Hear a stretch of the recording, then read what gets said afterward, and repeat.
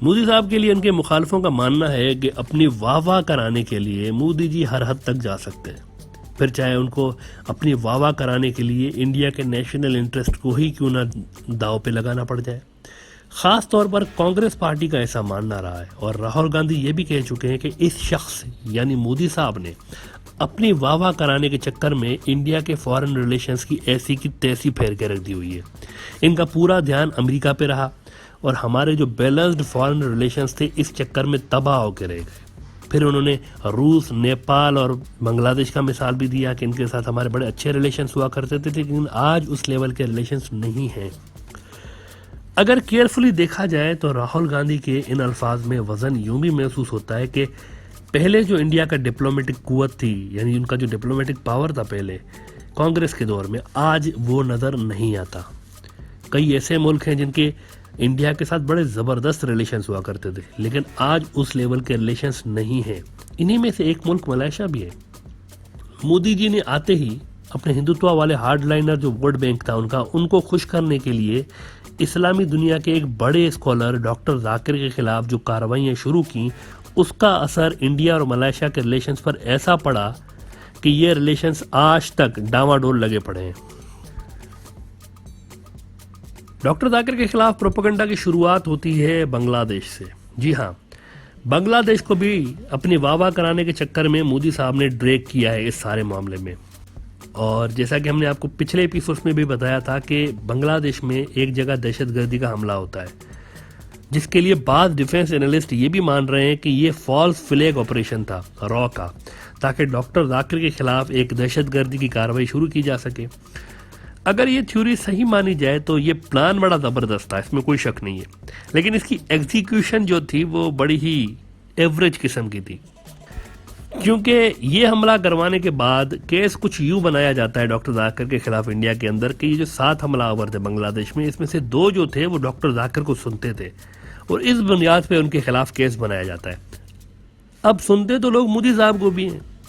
लाखों लोग उनको रोज सुन रहे होते हैं। तो अगर मोदी साहब के सुनने वालों में से कोई बंदा गलत हरकत कर बैठे तो क्या उसका केस मोदी साहब के ऊपर बनाया जा सकता है? नहीं बनाया जा सकता। तो फिर डॉक्टर जाकिर के खिलाफ ये केस कैसे बनाया गया? ये एक बड़ा ही एक कमजोर बुनियादों पे बनाया गया केस था, जिसमें टेररिज्म की क्लॉजेस इसलिए डाली गई क्योंकि डॉक्टर जाकिर को इंडिया वापस लाना आसान हो सके, लेकिन कोई खास कामयाबी मोदी साहब को हासिल नहीं हो सकी। देखिए, इस तरह के प्रोपेगंडे को बीजेपी और आरएसएस की जो फैन फॉलोइंग है वो तो बाय कर सकती है, लेकिन बाकी की दुनिया की तो आंखें कान हैं, वो इस किस्म के बेबुनियाद चीज़ों को बाय नहीं कर सकते। और यही मलेशिया ने भी किया। मलेशिया ने साफ इनकार कर दिया कि हम डॉक्टर जाकिर नायक को आपके हवाले नहीं कर सकते। इसके बाद हुआ ये कि बीजेपी सरकार ने ये ऑफर रखी डॉक्टर जाकिर नायक के सामने कि कश्मीर समेत ये जो हिंदुत्व के बाकी के हमारे एजेंडे हैं, हम अगर बाबरी मस्जिद तोड़ें तो आप उसको बोलें कि वाह वाह भाई बिल्कुल सही हुआ है। अगर हम कश्मीर में लोगों के ऊपर सख्ती करते हैं, आप बोलें कि वाह भाई क्या ज़बरदस्त काम कर रहे हैं, बिल्कुल सही कर रहे हैं, तो इस पे आप हमारा साथ दें, आपके सारे केस ख़त्म कर देते हैं।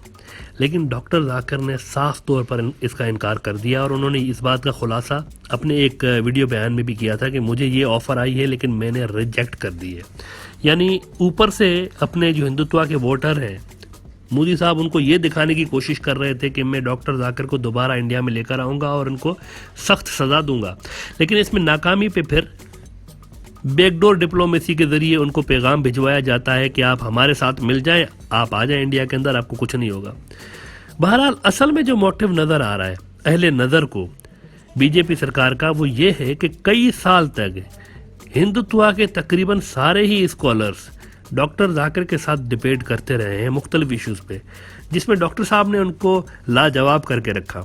जिस वजह से इंडिया के अंदर लाखों लोग मुसलमान हो चुके हैं। और ये बात बीजेपी सरकार से हजम नहीं हो रही, जहां वो घर वापसी जैसी कैंपेन चलाकर, इतनी महंगी महंगी कैंपेन चलाकर 6 महीने में जितने लोग हिंदू बना रहे होते थे, वहीं पर डॉक्टर जाकिर एक डिबेट के जरिए उतने लोग मुसलमान कर देते थे। इन्हीं हिंदुत्व के स्कॉलर्स में से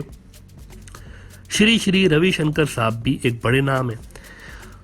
और उनका कहना था, उनकी भी एक डिबेट हो चुकी है डॉक्टर जाकिर के साथ, तो उनका कहना था कि डॉक्टर साहब जो है ये गलत तरीके से कोट कर रहे होते हैं स्क्रिप्चर्स को।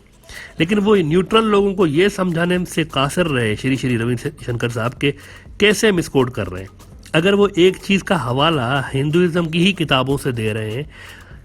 और एक आर्ग्यूमेंट बिल्ड कर रहे हैं तो उसका काउंटर आर्ग्यूमेंट भी उन्हीं किताबों से होना चाहिए। सिर्फ ये कह देना काफ़ी नहीं है कि मिसकोट कर रहे हैं, कैसे मिसकोट कर रहे हैं ये समझाना ज़रूरी है।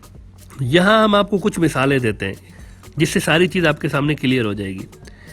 देखिए, अगर डॉक्टर जाकिर नाइक ये क्लेम कर रहे हैं कि इस्लाम के आखिरी पैगंबर हज़रत मोहम्मद सल्लल्लाहु अलैहि वसल्लम, इनका जिक्र इस्लाम के अलावा बाकी मज़ाहिब की किताबों में भी मौजूद है। मिसाल के तौर पर बाइबल का अगर वो हवाला दे रहे हैं कि इब्रानी बाइबल जो हिब्रू बाइबल है उसमें सॉन्ग ऑफ सोलोमान के चैप्टर 5 वर्स नंबर 16 की एक आयत है, हिक्को ममितकिम में वीकुल्लो मुहम्मदिम में जैदोदी व जहराई बेन यरूशलम। अब ये आयत है एक सॉन्ग ऑफ सोलोमान में, बाइबल में, ओल्ड टेस्टामेंट में, यानी अहदनामा कदीम में। अब ये आयत अगर आप गौर करें, अब ये आयत मोहम्मद सल्लल्लाहु अलैहि वसल्लम के आने से भी सदियां पहले मौजूद थी, जिसमें किसी आने वाली हस्ती का जिक्र किया जा रहा है और उसका नाम लिया जा रहा है कि मोहम्मदिम उनका नाम है। इस आयत में अगर आप देखें तो लफ्ज़ मोहम्मदिम आया है और हिब्रू ज़बान में नाम के पीछे इम लगाना एहतराम की निशानी होता है, जिसे हिंदी में अगर आप देखें तो नाम के पीछे जी लगा देते हैं। मिसाल के तौर पर मोदी जी, बाबा रामदेव जी, मोहन भागवत जी वगैरह वगैरह। ऐसे ही इब्रानी में इम लगाया जाता है और इस आयत में भी मोहम्मद के पीछे इम लगाया हुआ है, हिक्को ममितकिम विकुल्ल मुहम्मदिम। अब अगर ये एक आर्ग्यूमेंट है कि अहदनामा कदीम में रसूलुल्लाह सल्लल्लाहु अलैहि वसल्लम का नाम मौजूद है, हालांकि जो इंग्लिश बाइबल है ये तो इब्रानी ज़बान की है ना, हिब्रू में, और हज़रत ईसा की ज़बान अंग्रेज़ी नहीं थी। लेकिन आज जो अंग्रेज़ी बाइबल है इनमें ये जो वर्ड है मोहम्मदिम, इसको ट्रांसलेट करके मोहम्मदिम से ऑल टुगेदर लवली ज़्यादातर मकामात पे लिखा गया, यानी नाम को हटा के नाम की माना लिख दी गई है और नाउन जो है उसकी ट्रांसलेशन नहीं होनी चाहिए, वो एज इट इज़ लिखा जाए तो ज़्यादा बेहतर है और वो ज़्यादा क्लियर होता है। लेकिन हिब्रू ज़बान का जो बाइबल है उसमें आज भी मोहम्मदिम के वर्ड मौजूद है। अब अगर ये मिसाल के तौर पर डॉक्टर जाकिर का एक आर्ग्यूमेंट है, इसको गलत साबित करने के लिए जामे कोई प्रूफ होना चाहिए। सिर्फ ये कह देना काफ़ी नहीं हो सकता कि ये गलत है। कैसे गलत है ये असल बात है, इस पे बात होनी चाहिए। अगर डॉक्टर जाकिर नाइक हिंदुत्व के स्कॉलर्स को ये कहते हैं कि हिंदू मत की किताब भविष्य पुराना में प्राति सरक के पर्व 3 खंड 3 अध्याय 3 के श्लोका नंबर 5 से 8 में ये लिखा हुआ है कि एक मलेशिया यानी फॉरेनर, यानी जो इस रीजन के बाहर का कोई हो, ये शख्सियत जाहिर होगी जिनका नाम मोहम्मद होगा। इसी तरह अगर डॉक्टर जाकिर कहते हैं कि अथर्वा वेद, उसका बुक नंबर 20 है, हिम नंबर 127 की वर्ष 13 में अगर एक आने वाले पर्सनैलिटी का जिक्र है जिसका नाम नाराशंसा है, जिसका मतलब ये है कि प्रेज्ड वन, और इसकी अरबी मीनिंग इस लफ्ज़ नाराशंसा की मोहम्मद निकलती है। और इसी तरह अगर डॉक्टर जाकिर का ये क्लेम है कि हिंदू मत की किताब में कल्कि अवतार का जिक्र आया है कि उनके वालिद का नाम विष्णु भक्त होगा जिसकी अरबी मीनिंग अब्दुल्ला निकलती है, और वालदा का नाम सोमानब होगा जिसकी अरबी माना आमना निकलती है, और यही हज़रत मोहम्मद सल्लल्लाहु अलैहि वसल्लम के वालिदैन का नाम भी था। तो ये एक क्लेम है उनका, और ये जो रेफरेंस दे रहे हैं उनमें वाकई ये चीज़ें लिखी हुई भी हैं। अब इस क्लेम को गलत साबित करने के लिए एक काउंटर दलील दी जाए, ये तरीका होता है डिबेट का, और ये तरीका होता है ये जानने का कि किसका नुक्ता नज़र सही है और किसका गलत है। तो इन दलाइल का जो काउंटर है वो भी इसी तरह स्क्रिप्चर से ही होना चाहिए, ना कि इस तरह के प्रोपेगेंडे और धौंस धमकियों के जरिए कि जो इनके खिलाफ बीजेपी और आरएसएस के ये ग्रुप्स करते हुए आ रहे हैं मुसलसल। बहरहाल डॉक्टर जाकिर को टेररिज्म से जोड़ने की नाकाम कोशिशों के बाद अब एक और प्रोपेगेंडा उनके खिलाफ शुरू होने जा रहा है, और वो भी बदकिस्मती के साथ बांग्लादेश से ही लिंक्ड है।